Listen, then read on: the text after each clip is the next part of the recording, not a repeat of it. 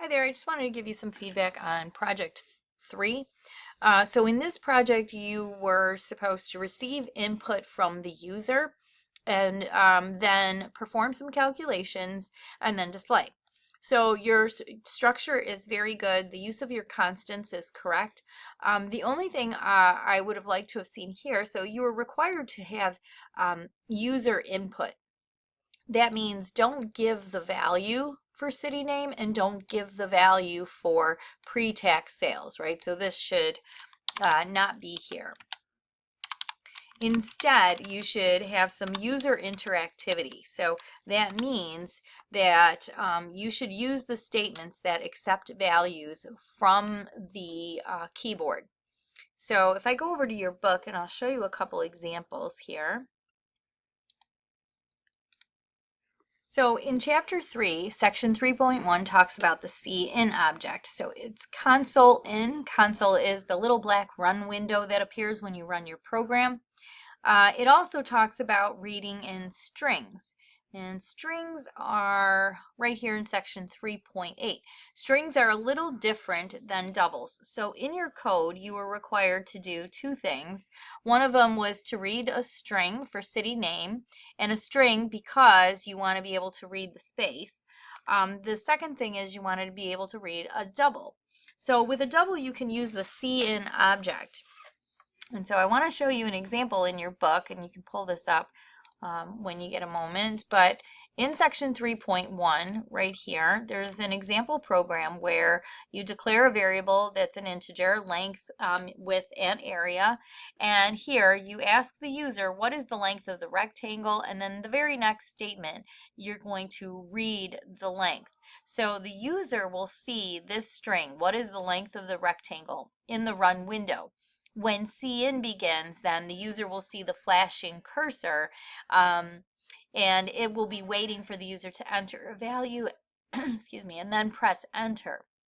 So that's what I was looking for you to do in your code as well, not to give it a value to start with. So right here, in your get data portion, you would have a statement that says enter sales. Okay, and then the next thing would be the CIN with the arrows pointing in this direction because you want to point towards the direction of the flow of data, right, from the console, from the console towards the variable pre-tax sales. And so when you run this, now I don't have a value for city name since I commented that out. Just take a look at the run.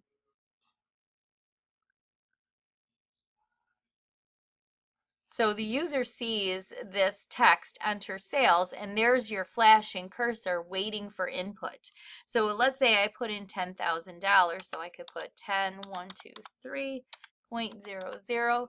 Now I press enter, and it accepts the input. And so here, right, is the sales before tax, and now here are the taxes. So your calculations are working correctly, but it was the input we need. And then for reading in the string, that's in section 3.8. And if you go over to 3.8, I'll just very quickly point out what I was looking for. You could use a CIN to read a string. The problem with using a CIN is that CIN will stop reading when it encounters a space.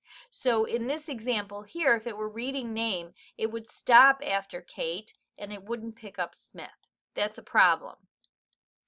So to fix that, you should use this statement instead. It is a little different. It is a function.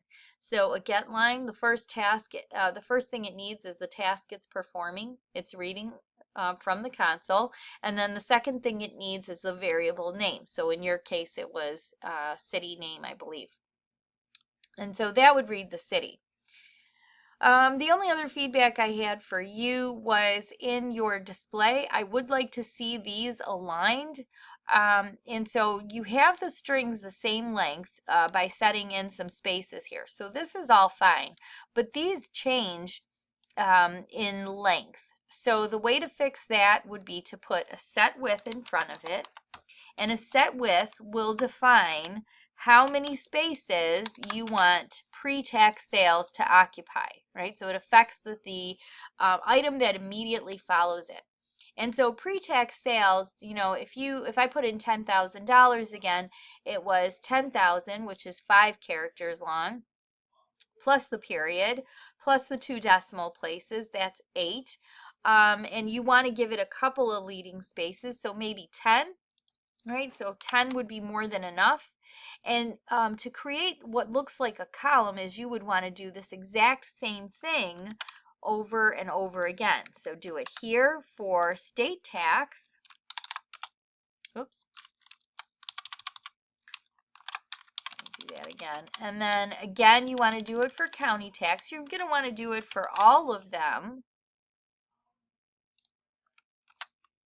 Right? Then for total tax, and then for total amount. And this creates 10 spaces for this, 10 spaces for this, etc., etc., etc. So it looks like a column. So now when you run it, right, so you enter the sales amount. And right here, now it looks like you have a column. It starts counting for 10 from here. 1, 2, 3, 4, 5, 6, 7, 8, 9, 10. Okay.